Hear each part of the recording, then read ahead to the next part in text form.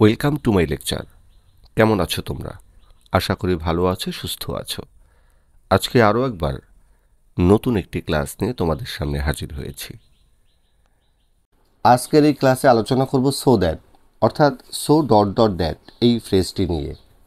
এই ফ্রেজটি দিয়ে একাডেমিক পরীক্ষা সহ বিভিন্ন চাকরির পরীক্ষাতে কোশ্চেন আসে, সুতরাং এই ফ্রেজটি সম্পর্কে জানা তোমাদের জন্য খুবই গুরুত্বপূর্ণ। এই বাক্য দুটি খেয়াল করো।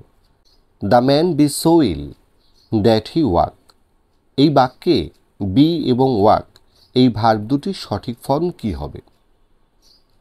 আবার এই বাক্যটি দেখো, Jamal was so weak that. এখানে এই দ্যাটের পরে কি হবে? এই বাক্যটি রয়েছে রাইট ফর্মাল ভার্বসের প্যাটার্নে এবং এই বাক্যটি রয়েছে কমপ্লিটিং সেন্টেন্সের প্যাটার্নে। এবার চলো আমরা সো দ্যাট সম্পর্কে বিস্তারিত জেনে নিই। সো ডট ডট দ্যাট এর বাংলা হচ্ছে এতই যে। এখানে সো মানে হচ্ছে এতই, আর দ্যাট মানে হচ্ছে যে। যেমন আমরা বলি, লোকটি এতই অসৎ যে কেউই তাকে পছন্দ করে না, কিংবা সে এতই লাজুক যে কারোর সাথে কথা বলে না। এই যে আমরা কথার মধ্যে এতই যে ব্যবহার করলাম, এটার ইংরেজিটাই হচ্ছে সো দ্যাট। এটি একটি লিঙ্কিং ফ্রেজ বা কনজাংশনাল ফ্রেজ বা কানেক্টর। স্ট্রাকচার 1, সাবজেক্ট প্লাস ভার্বের present form plus so plus adjective অথবা অ্যাডভার্ব প্লাস দ্যাট, আবার সাবজেক্ট প্লাস ক্যান নট, ভার্বের বেস ফর্ম প্লাস বাকি অংশ। স্ট্রাকচার 2, সাবজেক্ট প্লাস ভার্বের past form plus so plus adjective অথবা adverb plus that, আবার subject plus could not plus ভার্বের base form এবং বাকি অংশ। এই দুটি স্ট্রাকচারের মধ্যে তুমি যদি খেয়াল করো, তাইলে দেখবে প্রথম স্ট্রাকচারে সাবজেক্টের পরে ভার্বের প্রেজেন্ট ফর্ম আছে এবং নিচের এই বাক্যটিতে সাবজেক্টের পরে ভার্বের পাস্ট ফর্ম আছে।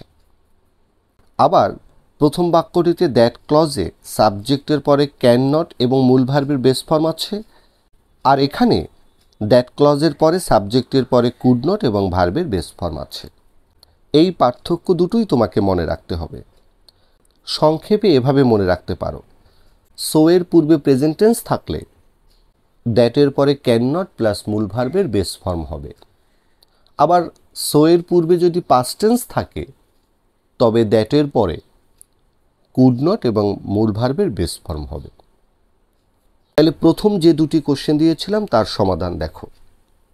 The man be so ill that he walk. এখানে এই বিকে যদি তুমি প্রেজেন্ট টেন্সে নিয়ে আসো, অর্থাৎ তুমি যদি লেখো দ্য ম্যান ইজ সো ইল, তাইলে কি হলো, দ্যাটের পূর্বের যে ক্লজটি সেটি প্রেজেন্ট টেন্স হয়ে গেল। সুতরাং দ্যাট ক্লজে সাবজেক্টের পরে তোমাকে ক্যান নট ব্যবহার করতে হবে এবং মূল ভার্বের বেস ফর্ম বসাতে হবে। তাহলে একসঙ্গে বাক্যটি কি হয়, the man is so ill that he can not walk. আর যদি তুমি এই সো এর পূর্বে এই বিকে পাস্ট টেন্সে নিয়ে নাও, তার মানে ওয়াজ ব্যবহার করো, যেমন দ্য ম্যান ওয়াজ সো ইল, তাহলে কি হলো, এই দ্যাট ক্লজের পূর্বে পাস্ট টেন্স হলো। সুতরাং দ্যাট ক্লজের পরে তোমাকে কুড নট ব্যবহার করতে হবে এবং মূল ভার্বের বেস ফর্ম ব্যবহার করতে হবে। তাহলে একসঙ্গে সেন্টেন্সটি কি হয়, the man was so ill that he could not walk. তাহলে তুমি বাক্যটিকে এই দুইভাবেই লিখতে পারো, the man is so ill that he can not walk. লোকটি এতই অসুস্থ যে সে হাঁটতে পারে না। আবার the man was so ill that he could not walk. লোকটি এতই অসুস্থ ছিল যে সে হাঁটতে পারত না। এই বাক্যটি খেয়াল করো, Jamal was so weak that, এরপরে শূন্যস্থান আছে। এখানে এই সো এর পূর্বে পাস্ট টেন্স আছে, সুতরাং নিয়ম অনুযায়ী তুমি দ্যাট ক্লজের সাবজেক্টের পরে কুড নট এবং মূল ভার্বের বেস ফর্ম ব্যবহার করবে। তাইলে তুমি লিখতে পারো, Jamal was so weak that he could not speak, কিংবা কুড নট ওয়াক, কিংবা কুড নট ওয়ার্ক ইত্যাদি যা কিছুই লিখতে পারো, তবে কুড নট প্লাস মূল ভার্বের বেস ফর্ম লিখতে হবে। নোট 1, এটা ভালোভাবে মনে রাখবে, দ্যাটের পরে ক্যান কিংবা কুড ছাড়াও অন্যান্য ভার্বও বসতে পারে। যেমন the man is so cunning that nobody likes him. লোকটি এতটাই ধূর্ত যে কেউ তাকে পছন্দ করে না। এবার খেয়াল করো, এই সো এর পূর্বে ইজ বসেছে, মানে প্রেজেন্ট টেন্স আছে, কিন্তু এই দ্যাট কলেজের সাবজেক্টের পরে কিন্তু ক্যান নট নেই। মূল ভার্বের সঙ্গে এস অথবা ইএস যুক্ত আছে। আবার ধরো he was so dishonest that I didn't like him.